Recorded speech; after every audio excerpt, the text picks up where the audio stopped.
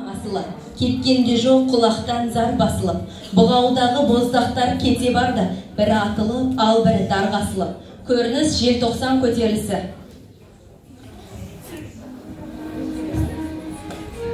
1986 жылғы желтоқсан көтерілісі Алматыда болған қазақ жастарының КСРО үкіметінің отаршылдық әкімшіл жүйесіне қарсы наразылық іс-қимылдары.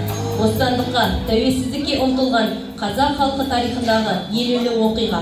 Мәскеудің шешіміне наразылық білдіріп, 1986 жылы желтоқсанның ызғарлы күні Брежнев атындағы алаңға шыққан жастар.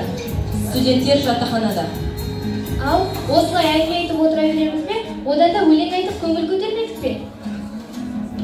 Я, Нүтілек, гитараңда келіп әудеп жүрсеңші. Я, бірге көңіл көтеріп отырайық. Мен онда қазір гитарамда келейін. Я, қандай өлең айтамыз айтып отырыңдар?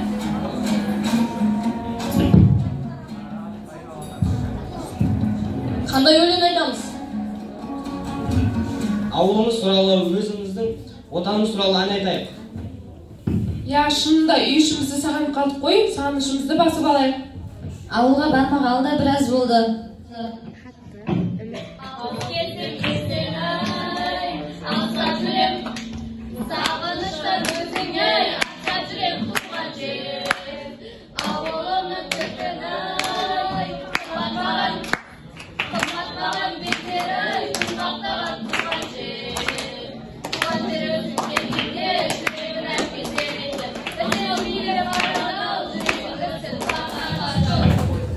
Жігіттер, бүгінгі жаңалықты естіңдер ме? Отырыстарың жайлы ғой? Ол қандай жаңалықтар бар? Ләззат, кеш жетіп қайдан жүрсің? Мен арғы жақтағы дүкеннен келе жатыр едім. Алаңда жастар ағылып келе жатыр. Мен естіген жаңалығым алай-бұлай өтірік болса ма? Құдай бетін аулақ қылсын, ондай деген жаман жаңалық. Көтерілсеңдер, мен де алып қалуын білмеймін. Келдік, бәріміз алаңға барайық.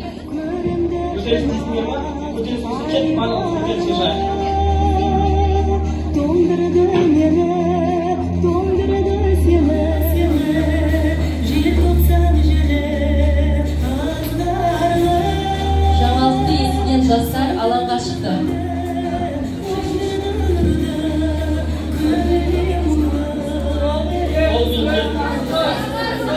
Халықты басындыру керек, басын басқа шығар, дұрыс па? Тоқтаңдар, не деген бассыздық мына, үйлеріңе тараңдар. Ұстаңдар.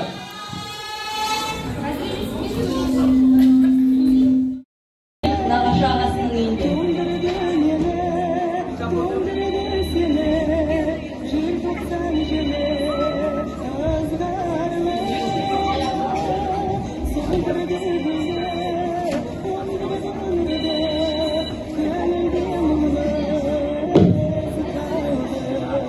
Ал, шайтан алып отырыңдар. Сөйлеп кім жүрген? Ол Қайрашан, сен де көретін кім бар екен ау? Кел төрлет ағын. Сәлеметсіз бе жеңеше, қалайсыз, жағдайыңыз жақсы ма? Я, жақсы, кел төрлет ағын. Ал Қайрашан, сен жайлы көптеген хабарлар естіп жатырмыз ғой, сол шындыққа жанасың екен. Сенбеңдер, өсек әйен бар ғой.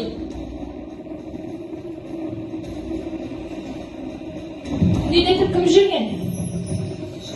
Қаңдар өзім ашам. Саламатсыздар, біз ішкі істер органына келіп тұрмыз. Қайрат Рысқұлбеков осы үйде тұра ма? Мен Қайрат Рысқұлбеков. Заключенный Қайрат Рысқұлбеков ұстаңдар. Жоқ, әкетпеңдер, жібермейміз.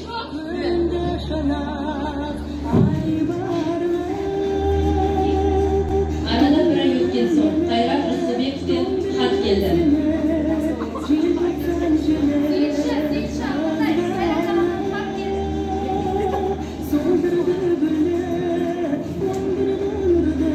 Амансыздар ма, ардақты әкешім, анашым, бауырет бауырларым, қарындастарым. Өздеріңізге белгілі, мен соғаны жазықсыздан жазықсыз темір торға тоңылғанымды, түйдей жала жапымен ақыры анық жазып алғанымды. Я, мен сіздерден еш жасырмаймын. Мен 18 желтоқсанда алаңға бардым. Барғандағы мақсатым ол жерде не қойып жатқанын өз көзіммен көру болды. Алаңда қазақтың уыздай жас қыздарын ұрып соғып, өлтіріп жатыр дегенді естіген соң, қолымды қусырып отыруға еркектік ар намысым жетпеді. Ер қатарында ер ханы бол, заңы бар, сапасы жоқ, ерік бектері болып жүрген намыссыз еркек мен емеспін. Кеудемде нағыз ерге лайық намыс, баршылық. Сол жерде қолымнан келген бір көмегімді бергенім де рас. Ол үшін еш өкінбеймін. Иә, мен соңғы жазықсыздан жазықсыз ату жазасын алдым. Өзімнің кінәлі емес екенімді, адалдығымды, қолымның қан еместігін, қанша зәлеңгіреп айтқаныммен өзімді еш ақтай алмадым. Менің өміріме тек жалқаулар мен тергеуші топтар кінәлі. Қош болыңдар. Сағынышты сәлеммен, Қайрат. 1987 жылы 1 қаңтар күні түс кезінде полиция Қайратты нағашы ағасы Мәдібек Асанбаев сүңгенен ұстап әкетті. Бұда ханым-ау, не жасың сен бұндай күн туатына, не жасың?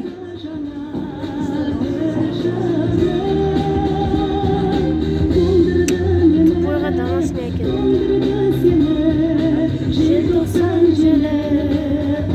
Қайрат Рысқұлбековқа жазықсыз кінә тағылды. Қайрат Рысқұлбеков тергеуде. Заключенный Қайрат Рысқұлбековті шақырыңдар.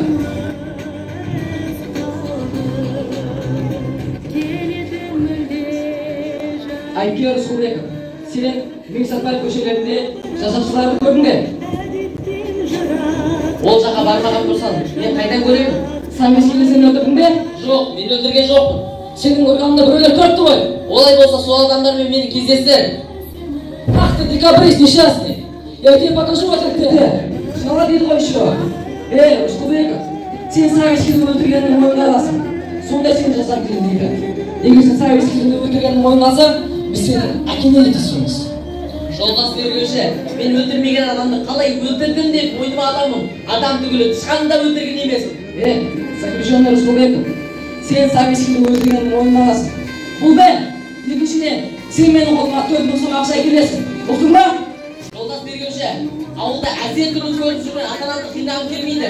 Сені де не үшін мен ақша беруім керек? Ешқандай қылмысым жоқ. Әкеңдер қолында, артында.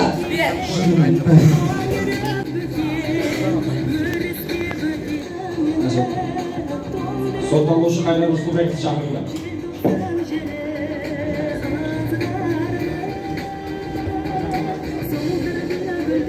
Сот үкімі Қайрат Рысқұлбеков айыпты деп тағылып, Қазақ КСР жоғары сотының 60-шы бабымен 3 жыл, 65-ші бабымен 15 жыл бас бостандығынан айырылсын. Және жазаның ең ауыр түрі ату жазасына кесілсін.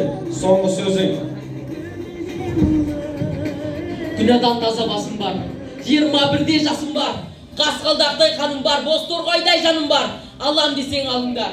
Қайрат деген атым бар, Қазақ деген затым бар. Еркек тоқты құрбандық, атам десең атыңдар. Көзі құртар, атыңдар.